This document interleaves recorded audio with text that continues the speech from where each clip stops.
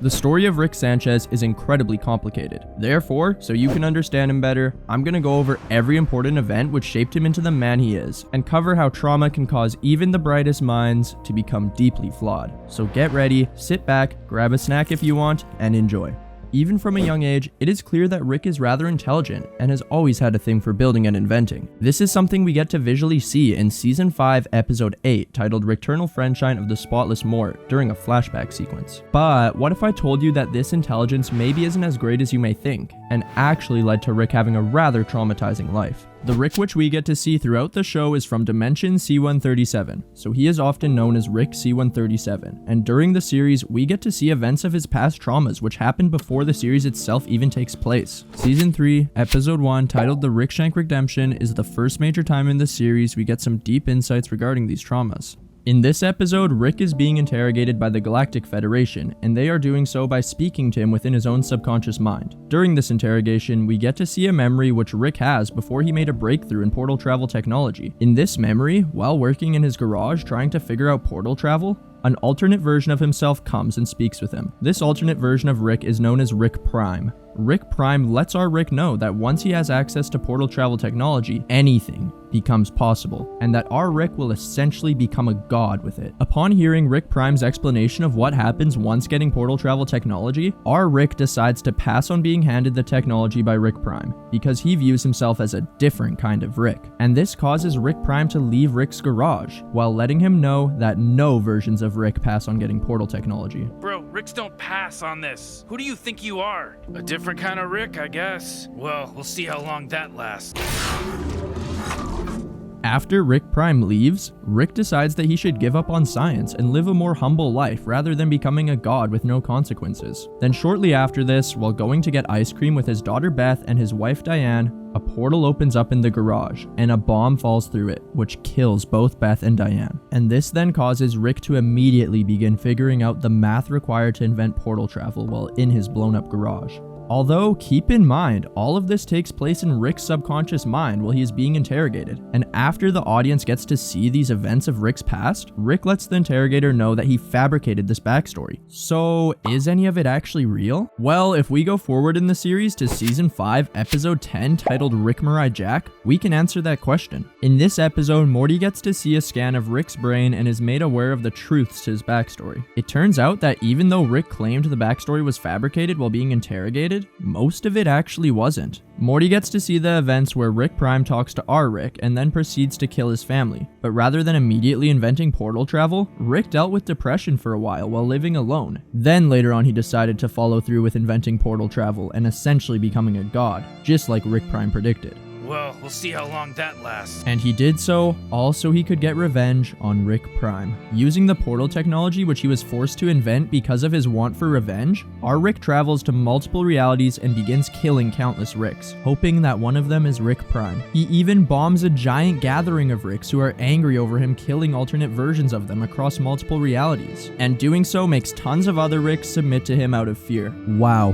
Rick really is becoming like a god. Because of so many Ricks realizing the godlike power of Rick C137, they decide to construct a citadel with him, where Ricks and Mortys are able to reside, hang out, and get along with one another. Although Rick C137 doesn't really seem to care for the citadel and only cares about his mission for revenge, which leads him to eventually find Rick Prime's original dimension, so he then purposefully crashes into Prime's garage. And it turns out Rick Prime abandoned his family. I mean, we do know that Rick Prime doesn't have any attachment to anything. Imagine going anywhere, anytime with nobody able to stop you. Sounds lonely. Lonely? Dude, you have yourself, your infinite selves. It's a non-stop party where all the guests are the only person we like. So it does make sense why he'd do this. Because Rick C137 can assume that Rick Prime will never come back to his original family, he decides to take his place, living with an adult version of Beth and her family. From Beth and the family's perspective, they just think that Rick Prime finally came back after a long time, but in reality, it's just an alternate version of him from another dimension who wanted to fill the hole of loneliness in his life that was caused by the murder of his wife and daughter. On top of this, Rick C137 essentially adopts Rick Prime's grandson Morty as his own, without him ever knowing. And this gives Rick a whole new kind of relationship in his life, as he himself never had a grandson before, because his original daughter never grew old enough to have kids. After all this trauma, it seems Rick has found his place and is happy with his new grandson and family. And then from that point, the series itself begins. And Rick's adoption of this new family, as well as him killing countless other Ricks, has made it clear that his access to portal travel technology has begun to cause him to start having little care for individual realities and people, because he knows that his actions practically have no consequences now. A good first example of this during the series is in Season 1, Episode 6, titled Rick Potion number 9. We'll get into that in just a minute, but before we do, if you're enjoying the video so far, be sure to like it as well as subscribe to the channel for more content like it. Now back to the video. While living in Rick Prime's reality with his family, Rick C-137 shows us the extent of which he started taking advantage of this consequence-free life. In this episode, because of a love potion which Rick made Morty going horribly wrong, a worldwide apocalypse is caused. So Rick decides to take Morty with him to live in a new dimension, where they take the place of their dead counterparts and bury their bodies in their backyard, all while their new family is left unaware of this. Because this is Morty's first time experiencing something as crazy as moving to a new reality, he seems traumatized by the entire situation. But Rick is completely unfazed, as he's already done this before. I mean, even the Morty he's been living with isn't his grandson, so why would he be traumatized at this point? And he's fine with killing countless alternate versions of himself to get revenge, so something like this is normal. And it's all because nothing matters to him anymore. Speaking of him killing alternate versions of himself en masse, in Season 1, Episode 10, titled Close Encounters of the Rick Kind, the Citadel of Ricks, which I mentioned earlier, apparently has no trust for Rick C-137 because of the killings which Rick committed in the past. So they arrest him and bring him to the Citadel, where they blame him for some recent killings of Ricks which have been going on. And they then scan his portal gun, and it appears that he's been traveling to the places where these Ricks have been being killed. Rick C-137 claims that it's a setup and that he's innocent, but the Citadel still wants to punish him. So he and Morty make an escape and then go on a mission to track down the real killer. This causes them to end up finding the lair of the killer, which has a bunch of Mortys strapped to the outside of it, being purposefully put through agonizing pain. I fiddled with a concept like this once. On paper, Morty, on paper. I mean, you could accomplish the same result with like 5 Mortys and a jumper cable, which I also wouldn't do. I think this may just be Rick expressing how little attachment he really does have for everything, including Morty. When in the lair, they come across the Rick who's actually behind the murders. He's called Evil Rick. As well, he has a sidekick called Evil Morty. Evil Morty later becomes a very important character in Rick's story, and we'll talk about him more later, so stay tuned for that. Evil Rick then captures both Rick and Morty, and he tells Rick how similar they actually are. Apparently, there's only one other Rick between them and how different they are. So maybe our Rick actually would do the whole thing with, Morty strapped to an evil lair? Who knows? Shortly after showing them how similar they are, Evil Rick reveals to Rick C-137 that he plans on downloading the contents of his brain and then killing him. While Rick's brain is being downloaded, the Mortys which were imprisoned in the lair escape and kill Evil Rick, which allows Rick C-137 and Morty to escape and go back to the Citadel. The council then apologizes for falsely accusing Rick, and as a gift for their mistake, they offer him a voucher for a free replacement Morty. And Rick acts like he doesn't want it while in front of Morty, but snags it on his way out. Yeah, as I was saying about having no attachment to anything or anyone. But what if I told you it's not just Rick who doesn't value Mortys, but that there's also a Morty who doesn't? Well, at the end of this episode, it's revealed that Evil Rick wasn't actually a real person, but rather a robot controlled by his supposed sidekick, Evil Morty. Crazy. This means it was a Morty putting all those Mortys in agonizing pain, and as well it was a Morty who infiltrated Rick's brain? But what could a Morty possibly want to accomplish with all that? Well, I'll get into the details of that later in the video. So first, let's continue to go over Rick's character development throughout the series. Even though I've talked lots about how selfish Rick can be due to the fact that he's essentially a god after inventing portal travel, he may actually not be completely self-centered. Because in Season 2, Episode 10, titled The Wedding Squanchers, Rick and his entire family have to abandon their home due to him being hunted by the Galactic Federation. While hiding on a new planet, Rick overhears Jerri talking to the family about how they should just turn Rick into the Federation so they themselves can live good lives, and that they should do so because Rick has only ever been selfish and probably wouldn't sacrifice for them. But Beth, Morty, and Summer disagree and believe they should stick by Rick. We love Rick! for the most part. Yeah, you don't love people in hopes of a reward, Dad. You love them unconditionally. And Beth mentions how she doesn't want him to leave again, which is referring to Rick Prime originally abandoning them, as she's completely unaware that her original father actually never returned, but rather that it was Rick C-137 who's been with them. Seeing his new family's support causes Rick to finally do a selfless act, which is turning himself into the Galactic Federation so his adopted family can live good lives. Rick, I can handle it if you go, but you'll break Mom's heart, and I won't forgive you for that. Where's the van, Morty? Although he's fine with sacrificing for Morty, Summer, and Beth, Rick clearly has something against Jerri, because while turning himself in, he says this. Hi, my name's Jerri Smith. I'm from planet Earth. I know the whereabouts of Rick Sanchez, the wanted criminal. If we come back to Earth, can my family have a normal life? We only want Sanchez, sir. Your family will be fine. Thank you.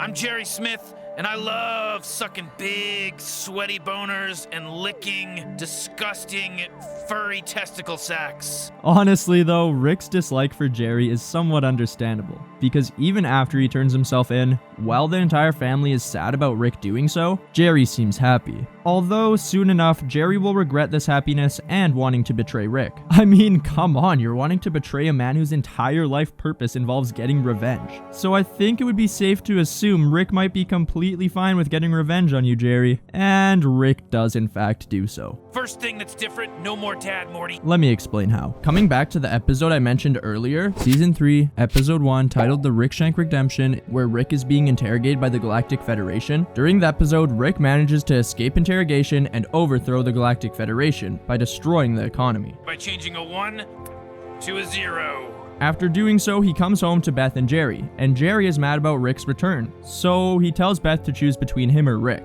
and Beth chooses Rick over him and gets a divorce. Jerry's going to spend some time divorced. Oh, I'm sorry to hear that, sweetie. I hope I had nothing to do with that. This causes Morty to feel sad about the divorce, but he doesn't get to feel sad for long, because Rick then goes on a rant to him about how he coordinated his parents' divorce by turning himself in and overthrowing the government, all because Jerri wanted to betray him. As well, all of this was so he could take over the family and force Morty to go on adventures with him. And on top of this, he even threatens Morty. No more Dad, Morty. He threatened to turn me into the government, so I made him and the government go away. I just took over the family, Morty. And if you tell your mom or sister I said any of this, I'll deny it. And they'll take my side because I'm a hero, Morty. And now you're gonna have to go and do whatever I say, Morty. Forever. Yeah, so I guess what I was saying earlier about Rick potentially going through a character arc of becoming more selfless due to developing emotional attachment to his family wasn't necessarily so true after all. And he only continues to prove this by doing even more crazy selfish things, such as giving Beth an existential crisis. In Season 3, Episode 9, titled The ABCs of Beth, Beth realizes how much she is like Rick and that her intelligence can make her feel insane. Or maybe actually be insane. Look at some of the you were asking me to make you as a kid. Ray guns, a whip that forces people to like you, a taser shaped like a ladybug, a fake police badge, a pink sentient switchblade. Hi, Beth. You've gotten taller. Shall we resume stabbing? And the list goes on. To help Beth cope, Rick suggests that she should leave her universe and do as she pleases, kind of like what he himself did, and that's why he's even having this conversation with her in the first place. But he doesn't mention this part to her. She doesn't want to go along with Rick's idea because of having to take care of her kids. So Rick lets her know that he can make a clone of her to take care of everything, while she does anything she wants, anywhere she wants. If nothing matters, why would you do that for me? I don't know, maybe you matter so little that I like you. Or maybe it makes you matter. Maybe I love you. Maybe something about your mother. It sure is starting to seem like Rick's immense power has made him constantly confused by his own nihilism. After a moment of thought on Rick's clone idea, Beth makes a decision. I know what I want to do. But in this episode, we aren't shown what decision she actually makes. So later on, I'll talk more about what her decision really was, because it does get revealed in a later episode. So keep watching, and I'll get into that soon enough. Funnily enough, it turns out not even Beth is actually sure which decision she made. As in Season 3, Episode 10, titled The Rickchurian Mortydate, Beth calls Rick wondering if she is or isn't a clone. And Rick at first tells her she isn't, but then follows up with an interesting response. Just to be sure, you're not pretending to be convinced you're real because you're actually convinced you're a clone, and you're now terrified that becoming self-aware would mean I'd have to terminate you. No. Okay, glad I could help. See you soon. Clearly that isn't a satisfying response. and it causes Beth to go to Jerri's house to talk with him about it, which ends up leading to them getting back together with one another. Although after they get back together, the family decides to leave Rick and hide away from their house because they're scared he'll kill Beth if she actually is a clone. But their hiding doesn't stop Rick, and he shortly shows up with a gun. Don't worry though, Beth. I brought this here to kill Jerri.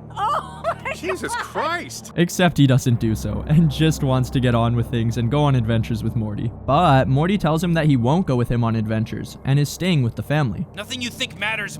This isn't special. This is happening infinite times across infinite realities. After this, Beth mentions how things can go back to how they were in season 1 of the show. Maybe you are a clone. It's not like Rick would tell us. But Rick just seems annoyed by this comment and clearly is beginning to devalue the family more and more. I mean, they aren't even his actual family anyway. Now that we got to see the results of Beth wondering if she's a clone or not and how Rick reacts, you're probably wondering, is there actually even a clone of Beth? As I mean, it's actually not 100% known if the Beth I just talked about is a clone or not. Well, in season 4, episode 10, titled Mort Rickturn of the Jerri, another version of Beth visits Rick and is rather mad because she is also wondering if she is or isn't a clone. This Beth is known as Space Beth, and she's wanted by the Galactic Federation. So when they come after her while she's with the family of Rick C-137, the Federation is unsure if her or the other Beth are the wanted criminal, and even Jerri is confused as well. Wait, so there are two of them? More importantly, which one is mine? Neither. Chauvinist. Because of this confusion, the Federation arrests both of the Beths. So the family goes to save them, and after doing so, Rick reveals that he erased his own memory to forget which Beth is real and which isn't. As well, he saved the memory on a device to be replayed, so that they could find out the answer at a later point. But both Beths and the rest of the family decide that they don't want to know who's real. So Rick then decides to rewatch the memory himself, and it's revealed that during the time I mentioned earlier, where it was unclear to the audience if Beth decided she wanted to be cloned or not, that Beth gave Rick the power to make a decision on if she should get cloned or not, and that he decided to go through with it and clone her. Maybe he did this so he could have a version of his daughter which he can relate to better, at the expense of the sanity of both her and her clone. What do you think? Let me know in a comment down below. When Rick realizes that this was the decision which he made, it causes some self-reflection. Holy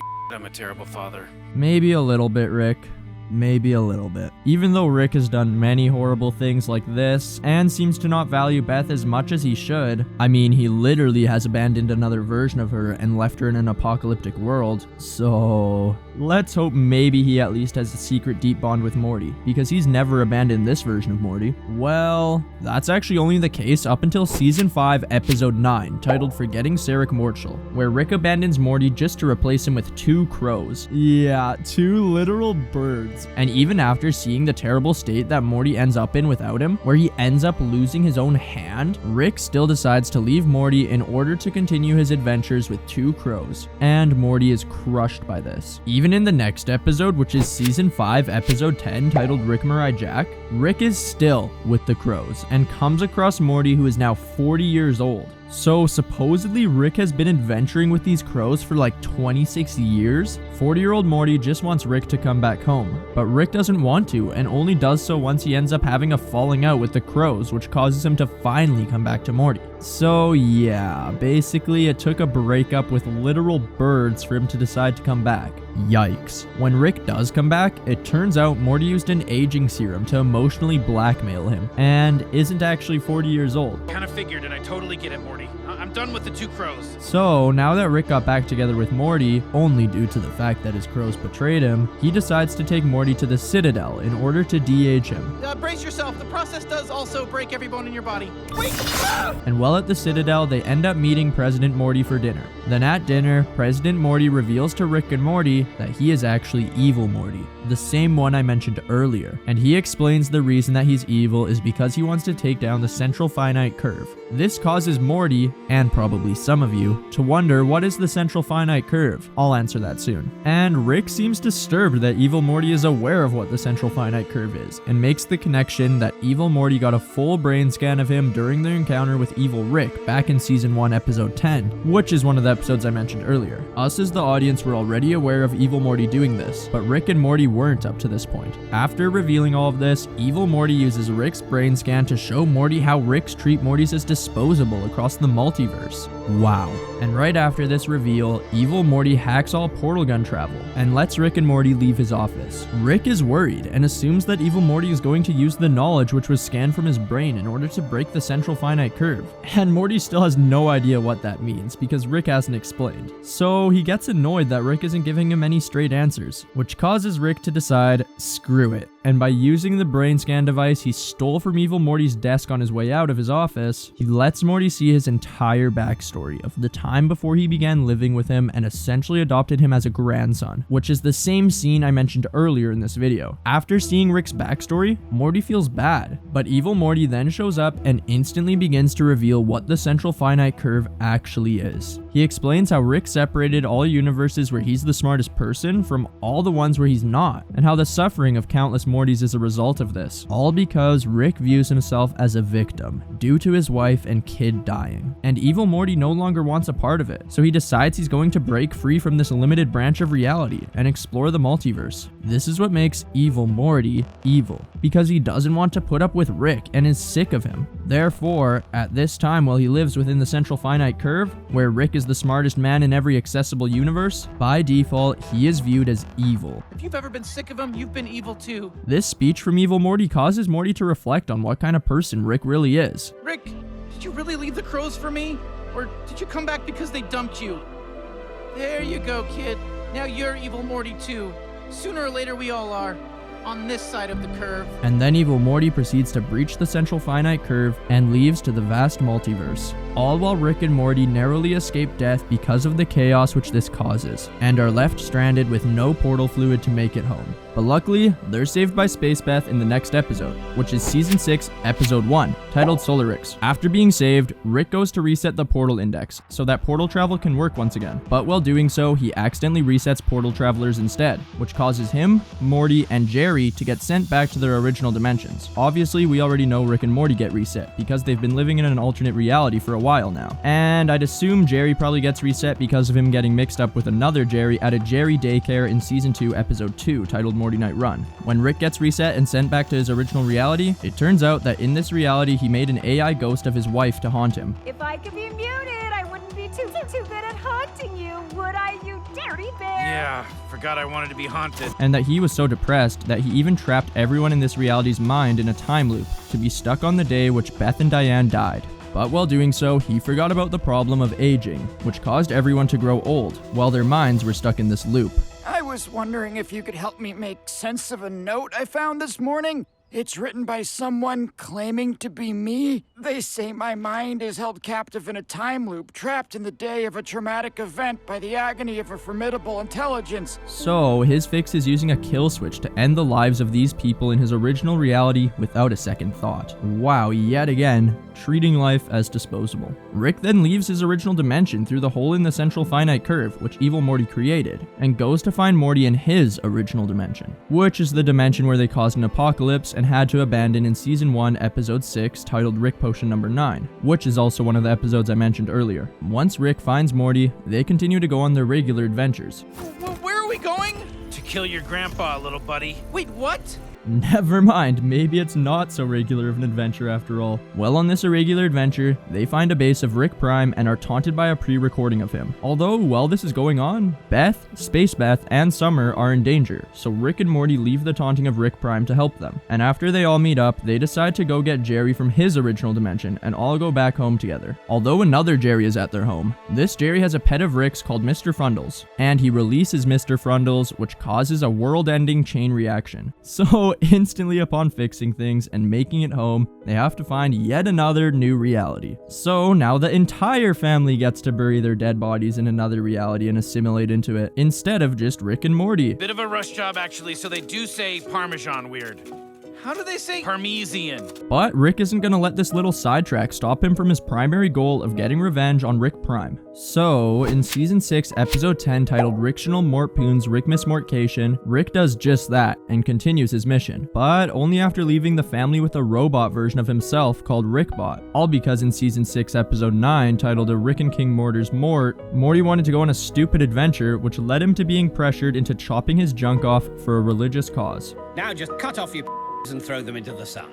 Okie dokie. And because of Morty calling Rick boring before that adventure even fully took place, Rick switched himself with a robot for the whole adventure and beyond that, all while he invested his time into hunting Rick Prime. After the family finds out about Rick having replaced himself with Rickbot, and after Rickbot dies, Rick invites Morty to help him track down Rick Prime, which may seem nice, but in reality, it's just Rick's selfish wants. I spent my life hunting this guy, Morty. This is the closest I've ever been to catching Rick Prime, but now we're gonna do it together. You and me. It's gonna take over your life, Morty. In Season 7, Episode 5, titled Unmortricken, there's then a major step of progress in Rick's mission for revenge. Gonna kill my nemesis! Rick out! The episode starts with a flashback of evil Morty killing Ricks from countless realities and stealing the knowledge from their brains, as well as kidnapping their Mortys. This is during the same time which he captured Rick C-137 and scanned his brain in Season 1, Episode 10. I guess this maybe means Rick C-137 isn't so special after all. As well, just the same as how many Ricks treat Mortys as disposable, evil Morty treats Mortys and Ricks as disposable. After this flashback, evil Morty is shown enjoying his time in the multiverse, which is not limited by the central finite curve, but this is ruined by Rick and Morty trying to track down Rick Prime. So evil Morty comes to them, and he gives them advice on ways of trying to find Rick Prime, ways that'll not disturb him in other parts of the multiverse. After getting this advice, they then find a Rick Prime which seems different from the decoys which they have been finding already. And upon killing this decoy of Rick Prime, it bursts into a black goo and brings them to a chamber, where they come across other Ricks who are also hunting Rick Prime. A pre-recording of Rick Prime then reveals that he killed the wives of all Ricks across infinity. Rick was already aware of this, but Morty wasn't. And then this automated recording lets them all know that the last Rick standing gets their wife back. But Rick C-137 believes he's lying. While Rick, Morty, and evil Morty escape, they manage to bring home some of the black goo from Rick Prime's trap. Using this goo, Rick finds Rick Prime's location and goes to kill him, while leaving evil Morty and Morty behind. But evil Morty takes Morty to Rick Prime's base, and they end up coming across Rick anyway. While fighting Rick Prime at his base, he says how he's going to start erasing Rick C-137's family from infinity, one by one, just as he did Diane. And he proves it by starting with killing Uncle Slow, who's also known as Slow Mobius. After fighting for a while, Rick and evil Morty end up defeated by Rick Prime, and just Morty is left. So while talking to his original grandson, Rick Prime lets his guard down and gets incapacitated by Morty. But here's the thing, it actually wasn't Morty who did this. It turns out evil Morty put an eye patch on Morty and switched shirts with him during the chaos of the fight, so he could confuse Rick Prime and incapacitate him. Because he's incapacitated, evil Morty then steals Rick Prime's knowledge from his brain and brings Rick C-137 into the same room and revives him. He then leaves them alone together, and Rick C-137 begins to punch Rick Prime to death, while Prime makes fun of Rick and mocks him about how he is the only one who gave his life purpose, and as well laughs at Rick C-137 for living with his family so long. I showed you infinity! And what did you do with it? Hang out with my grandson? What's your life without me? Let's find out. Eventually, Rick Prime dies from being punched repeatedly, and after finally completing his life's purpose, Rick C-137 is left with no purpose and can't even look at life the same anymore. His entire life goal as a man with infinite power has been achieved. How's it feel? Better? No? Exactly the same?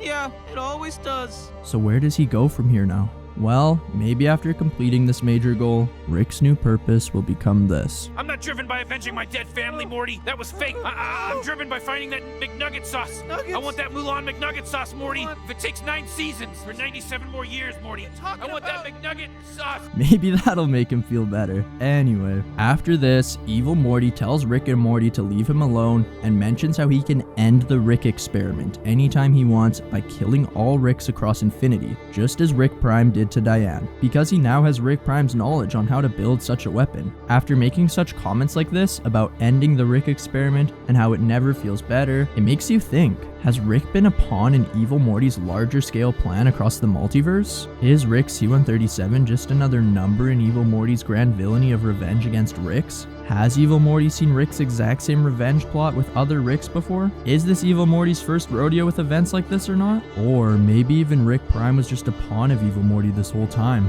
Did Evil Morty really just now obtain the plans to build a weapon which can end people across infinity? Or has he actually always known how to do so? Maybe that could be part of the reason why he destroyed the weapon after events unfolded. Was it only because he doesn't want Rick C-137 to use it on him? Or not? What exactly does Evil Morty mean by all this? And who really is he? Let me know your thoughts in a comment down below. It's definitely crazy what extreme levels of power can do to people. But does absolute power corrupt absolutely? Or can those with immense power manage to be good people? What do you think? Well, in Rick C-137's case, he was just a humble and brilliant man who wanted to be left alone. But the trauma brought onto him by others caused him to seek revenge at any cost. And this cost was essentially becoming a god by using his own intelligence to his advantage. Sadly, the combination of such power and a strong want for revenge led him to devalue everything and become consumed by nihilism, even after achieving his life goal. Because of Rick becoming more and more aware of how little things truly mattered along his journey to achieve this goal,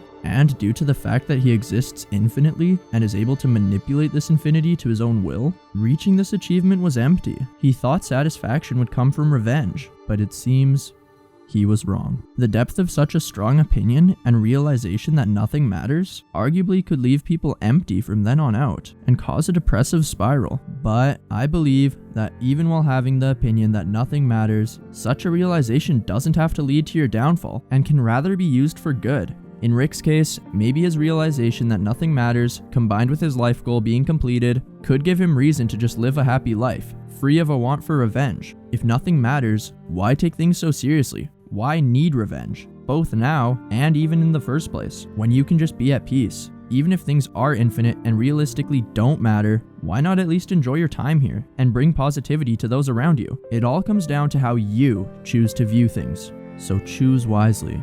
If you enjoyed this video, you'll probably enjoy one of my videos where I talk about the most traumatizing episodes of Rick and Morty. Or you can check out my video which goes over the trippiest episodes. Both options are on the screen right now. As well, be sure to like the video and subscribe to the channel. Have a good one, and remember, choose wisely.